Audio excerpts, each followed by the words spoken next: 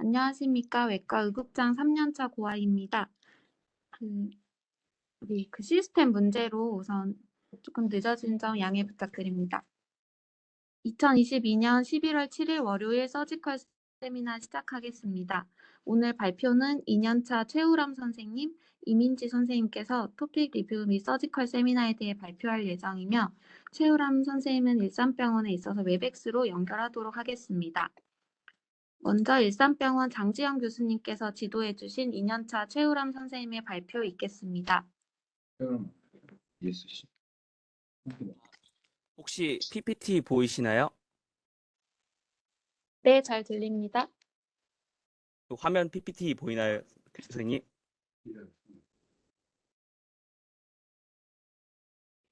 잘 들립니다. 네, 감사합니다. 안녕하십니까. 2년차 최우람입니다. 오늘 제가 발표하려고 하는 주제는 외상 환자의 예방 가능 사망률에 대한 것입니다.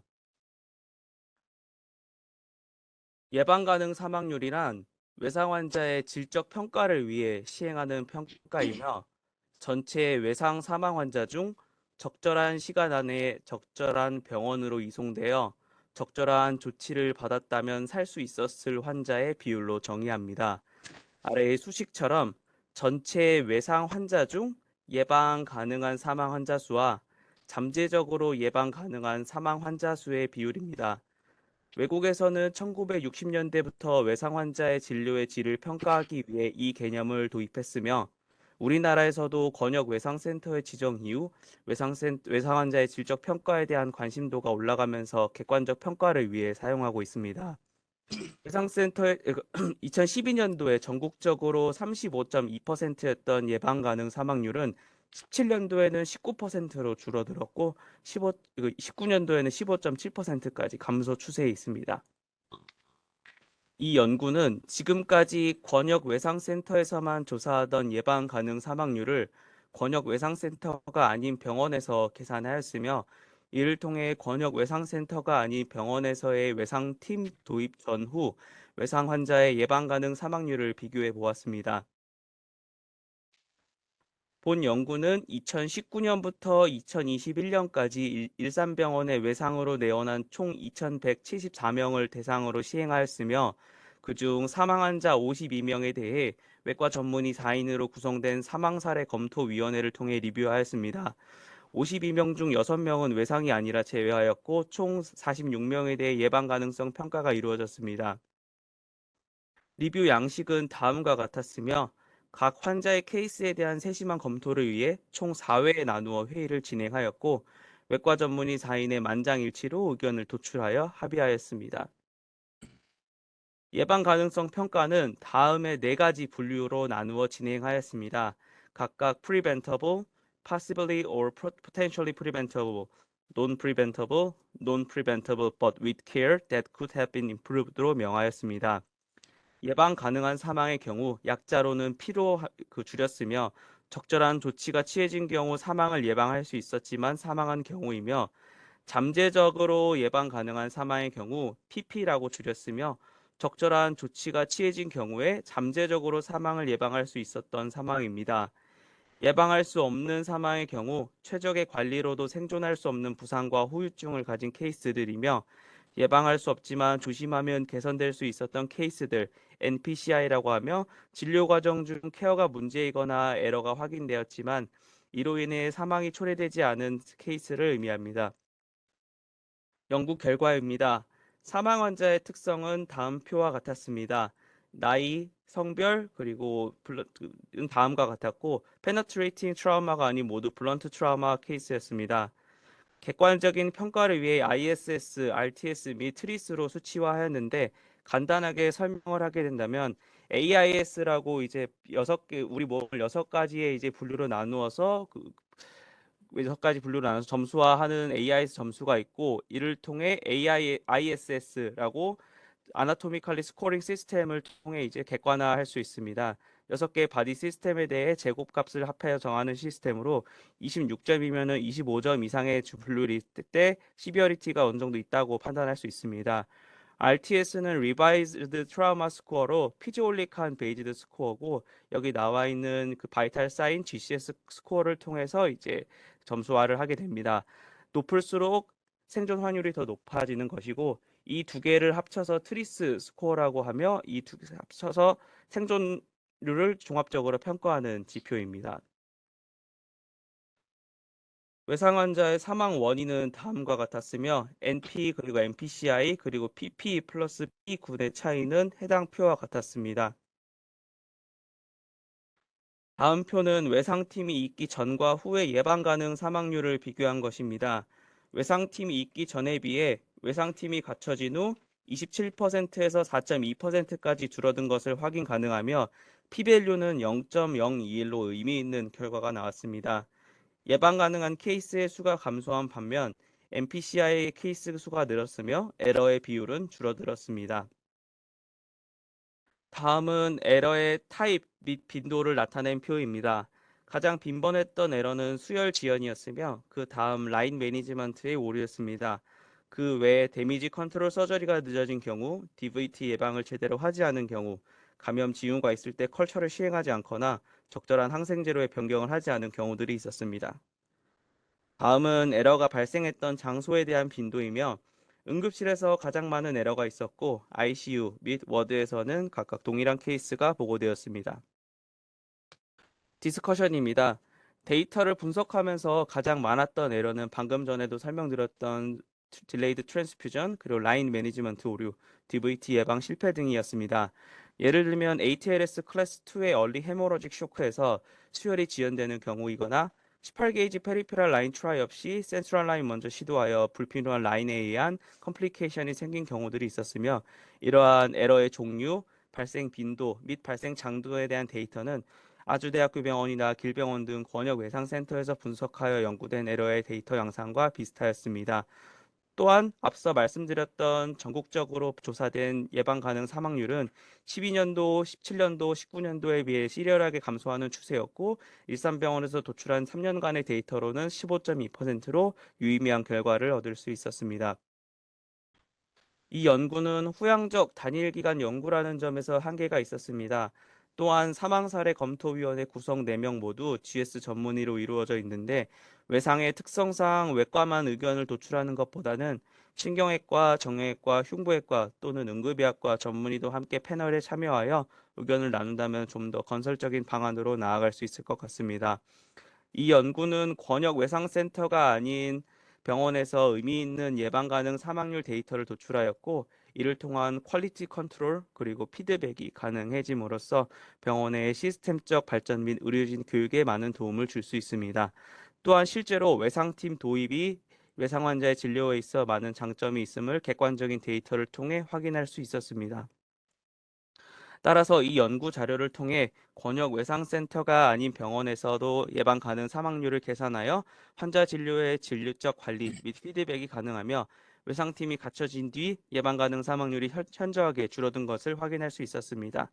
추후 환자군이 조금 더 커진다면 더욱더 의미 있는 결과가 나올 수 있을 것이라고 생각합니다. 이상으로 발표 마무리하겠습니다. 감사합니다. 네, 이번 발표에 대해 질문 있으실까요?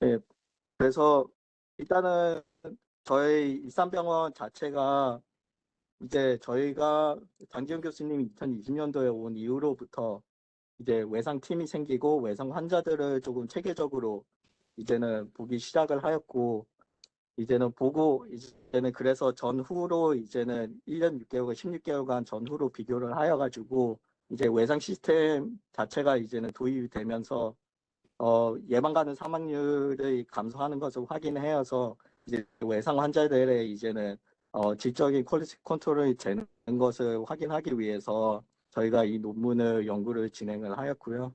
그 다음에 이 연구는 이제는 매년 예방 가능 사망률이 감소하는 것을 확인하였고 저희가 장기현 교수님이 이제 시스템을 도입한 2020년도 4월 이후부터 전후로 비교를 해가지고 이제 21.7%대에서 이제 4%로 이제 유의미한 결과가 감소하는 것을 확인하였고, 그리고 이제는 뭐 수혈 지원 같은 경우에도 저희가 실제로 이제는 외상팀이 도입되고 나서부터도 응급의학과 선생님들이 이제 의심되는 상황이거나 하는 경우에도 이제는 실제로 먼저 주면서 이제 퀄리티 이제는 피드백이 잘 되는 것을 확인할 수가 있었습니다.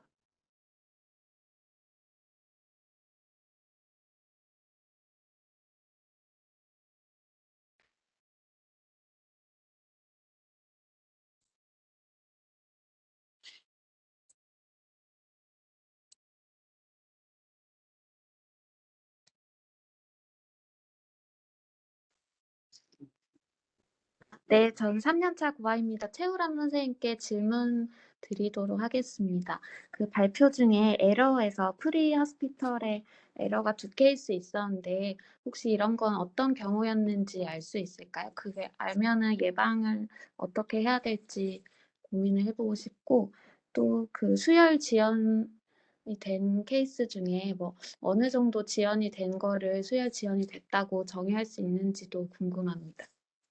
프리하스피털 에러라고 하면은 응급실 도착 직전까지의 이제 에러를 포함하는데, 이 단계에서는 대부분 닥터가 손을 쓸 수 없는 경우가 많았고, 119에서 이제 생긴 오류라든가 이런 거를 이제 프리하스피털 에러라고 정의를 하였습니다. 그리고 수혈 지연의 경우는 진단 후 30분 이내에 이제 이후 수혈이 되는 것을 수혈 지연이라고 하였고, 실제로 외상팀 도입 전에는 이제 수혈을 처방을 하더라도 수혈팩이 이제 1시간 있다 오거나 이런 경우가 많았는데, 이제는 그 출혈성 쇼크라든가 이런 게 의심되는 환자에 있어서는 그 수혈팩이 거의 30분 이내로 도착해서 지연된 수혈은 거의 없는 것으로 이제 개선이 많이 되었습니다. 네, 감사합니다. 이번 발표에 대해 혹시 또 다른 잠깐만. 네, 저기 김인경 선생님, 네, 교수님. 저희 세브란스 병원은 어떠신지 하나만 의견을 좀 주시고요. 그 이철옥 교수님, 용인은 어떠신지, 용인은 지금 외상 담당 교수님이 안 계시잖아요. 그래서 퀄리티 컨트롤 어떻게 되고 있는지 말씀을 좀 주시면 좋을 것 같고요. 지금 박세우 교수님이 저희가 모탈리티를 다 지금 보고 혹시는 진료 과정에서 미스하는 거 빼고는 거를 찾고 있는데요. 그 세 분이 좀 의견 좀 주시겠어요?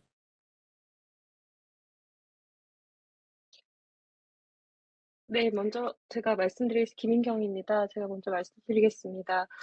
일단 저희 병원에서 예방 가능한 사망률을 이제 따로 이게 워낙에는 외상센터에서는 전국적으로 보고를 하게 돼 있어서 항상 이제 매해 이거를 측정을 하는데요. 저희는 따로 결과를 도출한 적이 없는 것으로 제가 알고 있습니다. 한 가지는 이 예방 가능한 사망률, 아까 디스커션에도 얘기하신 것처럼 이게 패널 리뷰가 굉장히 중요한 내용인데요.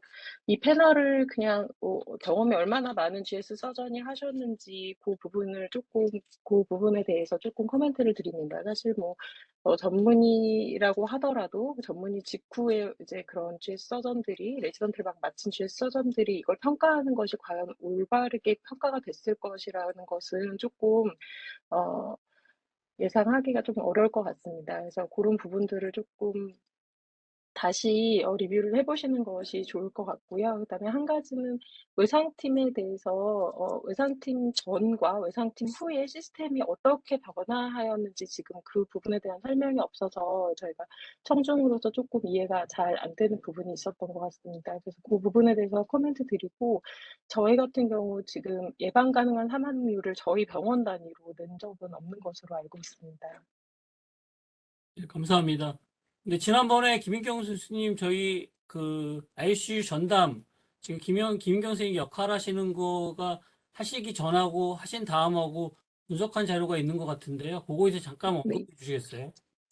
예, 저희가 이제 분석한 것은 전후 분석은 아니었고요, 교수님. 저희가 근무하는 시간과 근무하지 않은 시간, 근무 시간을 이제 데이타임 오전 7시부터 오후 7시까지로 계산해서 비교를 하였었고요. 그때 당시에 이제 전체적으로 이머전시 서저리 후 입실한 것과 그다음에 일렉티브 서저리 후 입실한 경우를 모두 확인하였을 때도 전후에서는 조금 이제 저희가 근무하는 시간에 들어왔던 환자들에 있어서 사망률이 조금 개선되는 결과를 얻었는데 바이어스가 굉장히 많고 미니멀한 디펙트였기 때문에 아직 의미 있는 결과를 도출했다고 보기엔 조금 어려울 것 같습니다.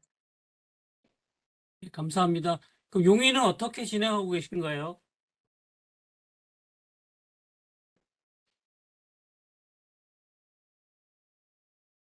이철옥 교수님.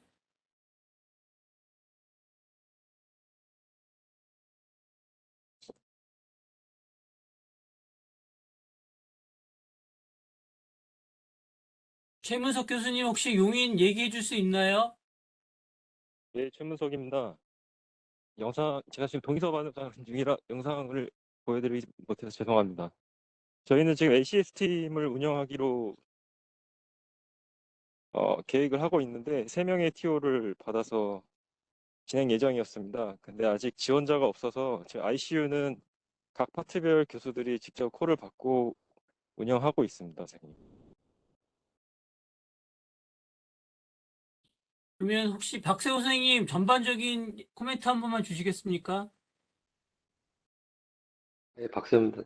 사실 뭐 제가 뭐 프리벤터블한 뭐 트라우마 뭐 이런 거에 대한 뭐 세세한 거를 알기는 어려울 것 같고요. 어쨌든 주임 교수님께서 말씀하신 것처럼 저희가 이제 혹시라도 이런 시리어스한 컴플리케이션이나 제가 QA 위원으로서 이제 뭐 모탈리티나 이런 부분들에 대한 이제 한 두어 달 지금 이제 케이스를 조사하고 있었고 보통 사망 자료 같은 경우는 이제 진단서가 보통 발급이 돼야 되기 때문에 놓치는 거는 없는 것 같아 보입니다.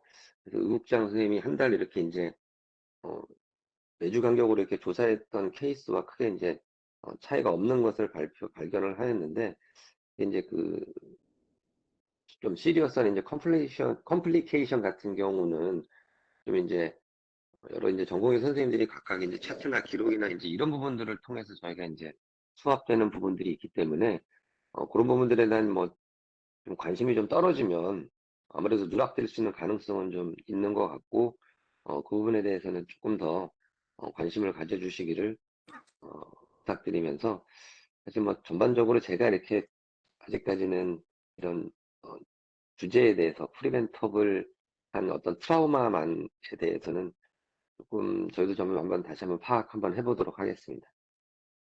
네, 감사합니다. 감사합니다. 이상입니다. 네, 이번 최우람 선생님에 대한 피드백은 웹엑스 채팅창에 올라와 있으니 발표에 대한 피드백 부탁드리겠습니다.